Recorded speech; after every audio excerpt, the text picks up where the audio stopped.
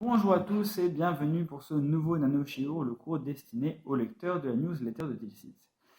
Demain soir, nous allons entrer dans le jour de Yom Kippour et j'aimerais nous sensibiliser à une faute toute particulière qui est extrêmement difficile à se faire pardonner, même le jour de Yom Kippour.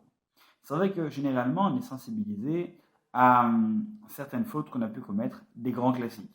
Donc par exemple, ne pas manger cachère, ne pas respecter le Shabbat, ne pas assez étudier ou mal étudier, gâcher son temps, parler du mal de l'autre, ce genre de choses auxquelles on est assez sensible, même si on n'arrive pas toujours à se rattraper. Mais le problème, c'est qu'il y a certaines fautes qui sont encore plus difficiles, voire quasiment impossibles à rattraper. Évidemment, il y a toujours une possibilité de rachat, mais certaines fautes sont très difficiles à rattraper. Je parle évidemment de celles qui sont mentionnées dans le chapitre 5 des Ilchot Teshuvah, mentionnées par le Rambam, Maïmonide.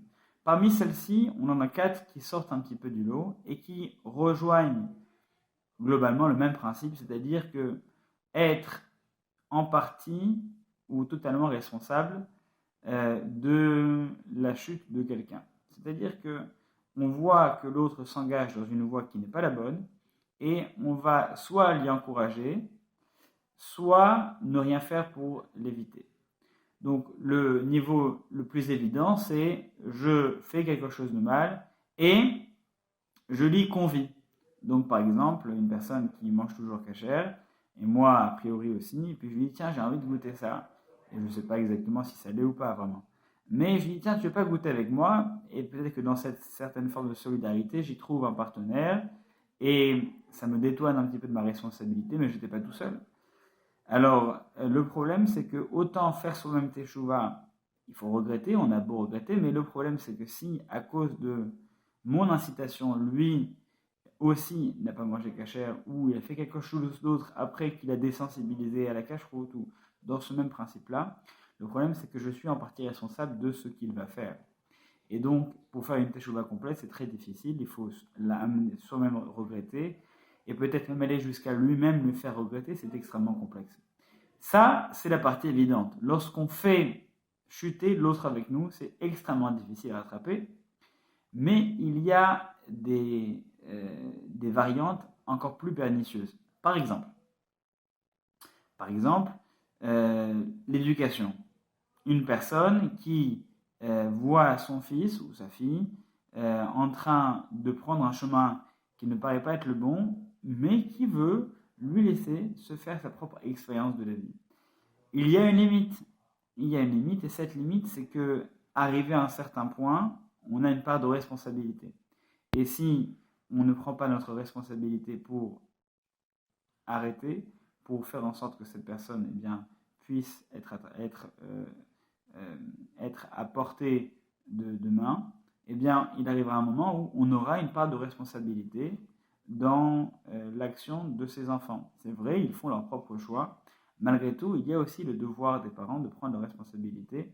Et s'il n'y a pas d'action, c'est comme si, d'une certaine manière, si on les laissait faire, c'est comme si nous-mêmes étions responsables.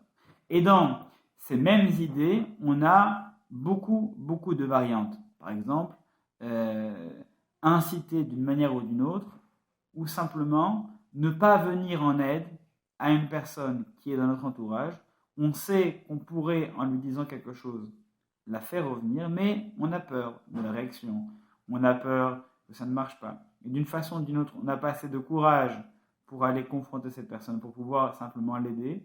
Eh bien, le fait qu'on avait la possibilité d'aider cette personne et qu'on ne l'a pas fait, c'est toujours la même idée en fait, si vous entendez bien, c'est toujours la même idée, c'est le fait de laisser une personne s'enfoncer, alors, ou même l'y encourager, alors qu'on avait la possibilité de l'arrêter.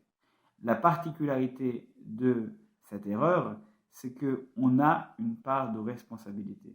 Et le jour de Yom Kippour, ce qu'on veut le moins, c'est d'être responsable des mauvaises actions d'un autre. Si déjà les nôtres, on a du mal à les justifier, on a encore plus de mal à les remarquer, et c'est encore plus difficile de les regretter, alors celles des autres, elles nous passent vraiment au-dessus de la tête. C'est pour ça qu'il Il faut faire extrêmement attention à ce qu'on fait et à l'influence qu'on peut avoir sur les autres. L'influence, ça peut se faire par différents domaines, ça peut se faire par nos propres actions, lorsqu'on a un enfant, ça peut se faire par le biais de messages sur Internet, sur Facebook, par des SMS, ça peut se faire tout simplement lors d'une discussion. Eh bien, chaque mot qu'on dit, chaque action qu'on engage, eh bien, ça nous engage non seulement nous, mais ça engage aussi l'influence qu'on a sur les autres.